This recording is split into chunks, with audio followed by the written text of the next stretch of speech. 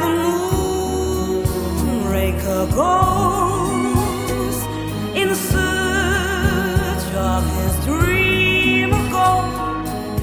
I search for love, for someone. The Spy Who Loved Me was a great film. There's only one problem. It kind of got clobbered in the box office.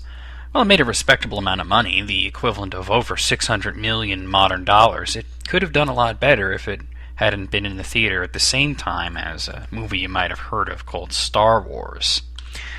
I mean, you can't argue about that. Star Wars was a huge cultural phenomenon that took the world by storm and made an ass-load of money. People went to see Star Wars over and over again, and Eon felt that this cut into their ticket sales. And they're probably right. So with everybody going nuts over science fiction movies, it's what Eon Films decided to do. Now, one tradition in the series has been that they will announce the name of the next film at the end of each film. It started with From Russia with Love and continued for quite a long time. At the end of The Spy Who Loved Me, it said James Bond will return in For Your Eyes Only. But wanting to make a science fiction film, Eon Films switched to Moonraker instead. Now, Moonraker is extremely loosely based off of the third novel, which was about Bond investigating possible sabotage to a missile defense system. I guess it was easy to turn the story about a rocket into an outer space adventure. That's right, I said outer space. This movie is goddamn ridiculous. It has outer space laser battles and shit, but the weird thing is, it takes a really long time to get to that point. I mean, once you get over the fact that they decided to do an outer space Bond movie and that Fleming is probably rolling over and over and over again in his grave at the speed of sound, you gotta admit, you're curious to see how the outer space shit is pulled off, and believe it or not, they pulled it off okay, though it just takes forever to get to it. There's a lot of globe-trotting in this movie. It's like they were trying to throw in as much shit as possible into one film.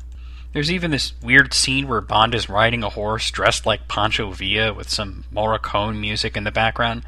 Now, how that wound up in the same film as laser battles in space is beyond me. Another element in the movie is Jaws, who returns from the last film, but while in The Spy Who Loved Me, Jaws was a ruthless killing machine who was genuinely threatening, in this film he just comes off as a buffoon, played more for laughs than anything. Later on in the movie, he even gets a girlfriend, a goofy-looking broad with braces who turns him around, and he wound up being a good guy, helping Bond in the end. He even gets blown up in the spaceship, but a throwaway line at the end shows that him and his girlfriend somehow survived. Man, no one fucks with Jaws. He's like the Chuck Norris of the Bond series. The villain in the film is Sir Hugo Drax, played by Michael Lonsdale. He was the bad guy in the novel, too, but that's pretty much where the similarities end. Moonraker really is an original story that just happens to use the name of one of Fleming's novels and also uses the name of the villain from it. This is also the last film that the original M, Bernard Lee, would appear in, as he had gotten pretty old and he was sick during the filming. Lee wound up dying after the film was released and his character was absent from the next film. It's kind of sad that he went on Moonraker, though. This movie is just such a mess. It's all over the place. It takes way too long to get to the point and is so out of its element for a Bond movie. Once again, Christopher Wood returned to write the novelization called James Bond and Moonraker, which I assume isn't in continuity with any of the other books. I guess, though, I should say a few nice things about Moonraker. Let's see, it's not as bad as The Man with the Golden Gun, and the special effects are pretty damn good, all things considered. Also, the space battles, while utterly ridiculous, they were exciting. Oh, and Drax's plan to destroy all human life and do a sort of Noah's Ark on a spaceship with his own master race.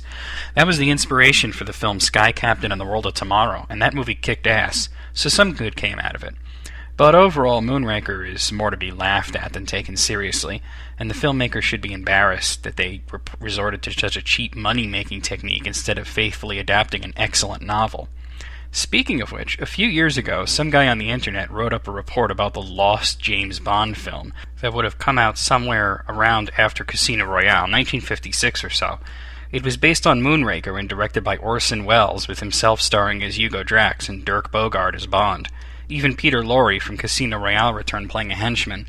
Unfortunately, the lost film turned out to be nothing more than a hoax, an elaborate meta April Fool's Day joke based partially off of Orson Welles' own original radio broadcast of War of the Worlds, ironically a science fiction story.